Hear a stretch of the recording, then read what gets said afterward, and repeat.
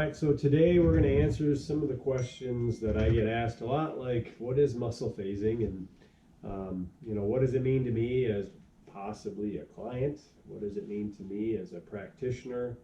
And we have young Kevin here who's willing to be our guinea pig for the moment. And I'm just going to go through some of the muscle phasing techniques, but just to give you a little bit about what we're looking to do from a philosophical standpoint is we're going to use function, or in some cases the lack of function. When we find dysfunction, then we want to go find an underlying cause. So what we're going to do with Kevin here is we're just going to do some phasing and see how his body responds to some inputs. We're going to ask some of his muscles to do work.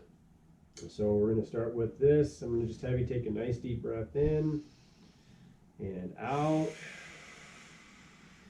and lift those shoulders up into my hands and relax. Okay, so as he lifted his shoulders up, they were even, but as he was breathing in, this right shoulder was coming up with his breath. So he's very much involved in this upper trap to breathe.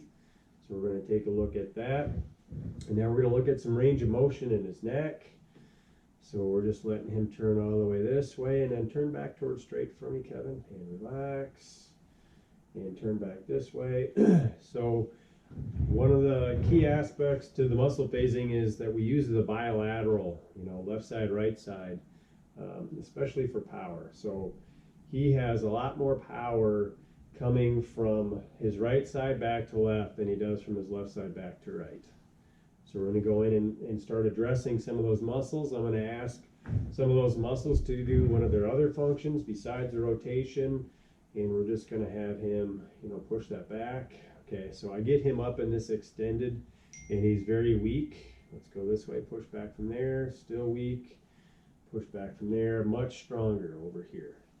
So from here, he's pushing back with probably 20 pounds of force. Over here, it's probably less than 5, probably more like 2. So now we're going to go in with the muscle phasing. And I'm just going to go hit some of the attachments of the muscles involved in some of those movements. So I'm right in under his occipital groove here. And I see a lot of stuff. So a lot of it, you can see and feel. We teach you how to calibrate your hands to kind of get used to what happens, but I'm looking for lots of where the body has twists and torques, but lack of power. So when you go into the muscles at the attachment points, this is the communication back to the brain through reflexes, because we don't think about our movement, we just do it.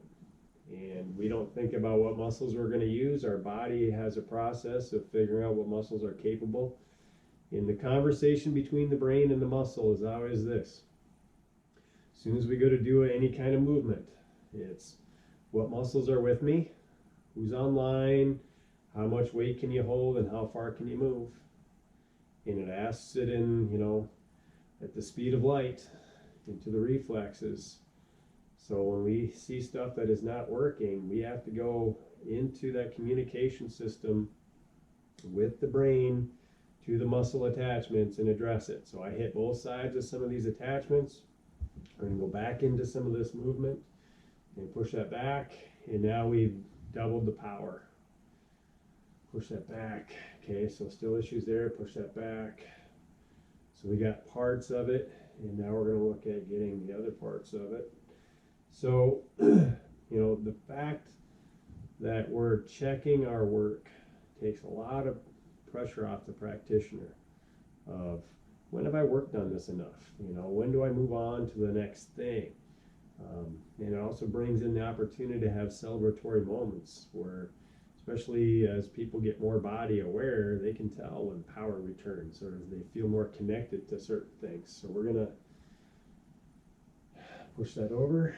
Okay, and what I like to do is just kind of, I'm always sectioning things into top, bottom, left, right, front, back, just to see what areas aren't showing up.